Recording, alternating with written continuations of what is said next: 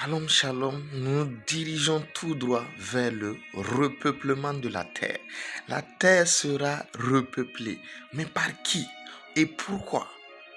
Les signes de la fin de notre ère, l'ère où l'homme est au contrôle, sont en train de s'annoncer avec ferveur. L'année de grâce est en train de s'achever. D'ici une année ou 2 ans, la grâce ira vers sa fin. Et qu'est-ce qui va se passer? Le jugement va venir parce que les Écritures nous révèlent qu'il y a 7 années de tribulation qui vont frapper ce monde. Et après ces 7 années de tribulation, quelque chose de merveilleux va se passer. La Bible dit dans Apocalypse 21, verset 1, il dit « Je vis un nouveau ciel et une nouvelle terre, car le premier ciel et la première terre avaient disparu et la mer n'était plus. Et je vis descendre du ciel, d'auprès de Dieu, la ville sainte, la nouvelle Jérusalem. » Qui est la nouvelle Jérusalem? La nouvelle Jérusalem, une épouse qui s'est parée pour son époux. La Bible déclare que lorsque le jugement de ce monde sera fait et que le gouvernement sera remis à Jésus-Christ, qui va régner à partir de Jérusalem, lorsqu'il va descendre sur le mont des Oliviers et qu'il va détruire l'Antéchrist et ses armées. Cela est décrit dans Ézéchiel 38 et Ézéchiel 39, la bataille de Gog et Magog.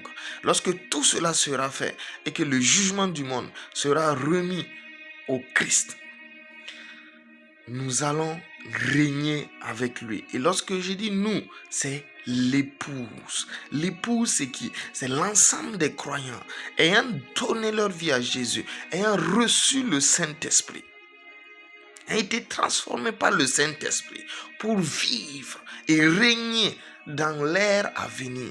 Parce qu'il y a une autre ère. De la même manière que l'ancienne terre avait été anéantie et que l'homme Adam avait été mis sur la nouvelle terre. De cette même manière, cette terre-là que nous connaissons a une date d'expiration. Elle va être changée et vous voyez déjà les tremblements de terre, les inondations, vous voyez des calamités, des volcans qui rentrent en éruption.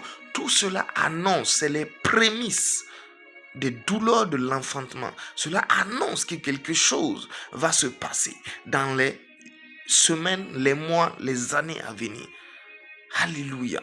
Et donc après tout cela, ce qui va se passer, c'est que nous allons revenir et nous allons régner sur la terre.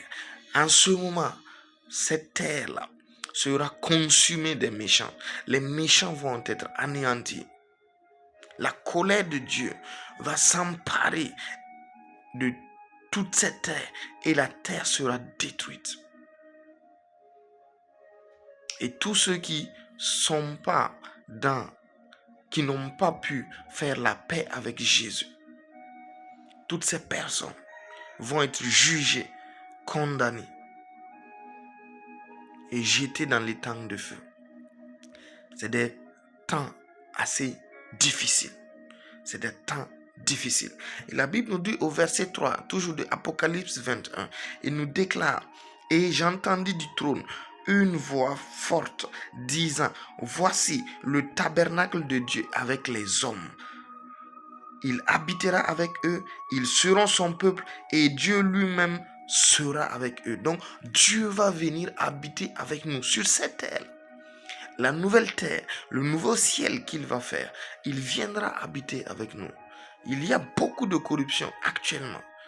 Toute cette corruption sera enlevée. Il y a beaucoup de tristesse, il y a beaucoup de pleurs, beaucoup de famine, beaucoup de douleur actuellement. Toutes ces choses ne vont plus exister dans la nouvelle ère qui s'annonce. Il y a une nouvelle ère qui s'annonce. Et dans cette ère, c'est Dieu lui-même, par son Christ, qui vont gouverner cette terre, qui vont gouverner ce monde. Et la Bible dit que le résultat et la conséquence, dans le verset 4, il dit: Il essuiera toute larme de leurs yeux et la mort ne sera plus. Alléluia. Il n'y aura plus ni deuil, ni cri, ni douleur, car les premières choses ont disparu. Quelle merveille, quelle merveilleuse vie nous attend. Mon frère, ma soeur, si tu n'as pas encore fait la paix avec Christ, il faut faire la paix avec Christ. Il y a un plan qui a déjà été établi. De la même manière que Satan était dans le Éden qui a été effacé et qui a été repeuplé par l'homme, Adam. De la même manière, le règne de l'humanité tel que nous le connaissons est en train de tirer vers la fin. Et cela s'annonce par la transformation que nous voyons dans la technologie. Des gens qui sont hybrides, qui sont en train d'être formés, créés. Le monde que nous connaissons, le règne de l'humanité, est en train de toucher à sa fin. Le gouvernement de ce monde-là va être transmis dans les années à venir au Christ, afin qu'il n'y ait plus ni deuil, ni cri, ni souffrance, ni tristesse. Parce que Dieu lui-même va vivre avec les hommes. Dieu lui-même va essuyer nos larmes. Mais il y a une seule voix.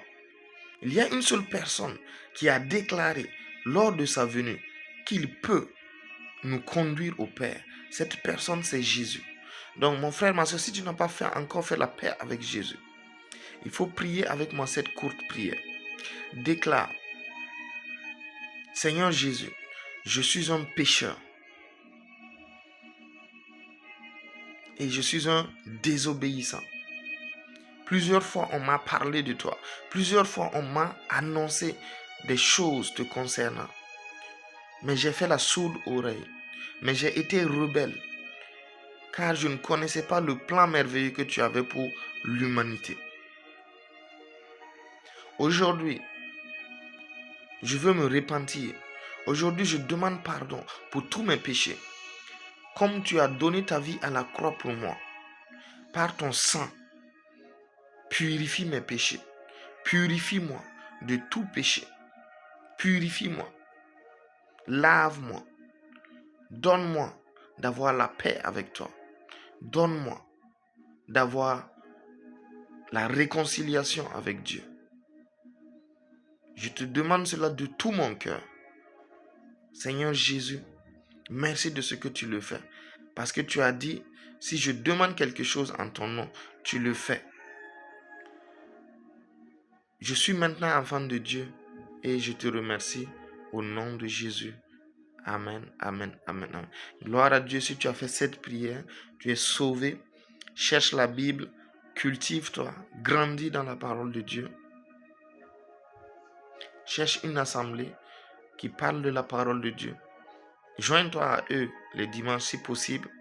Si ce n'est pas possible, continue dans la méditation et cultive-toi sur Internet avec les enseignements et tout. Le temps est court, mais tu as fait la bonne décision. Alors je prie au nom de Jésus pour ta vie et je déclare, parce que tu as fait cette prière, je commande la préservation de ton salut. Je déclare que tout plan de l'ennemi qui visait ta vie, qui visait ta foi, qui visait ta famille, qui visait ta communion avec Dieu est détruit éternellement. Je déclare que ta soif et ta faim de Dieu s'amplifient.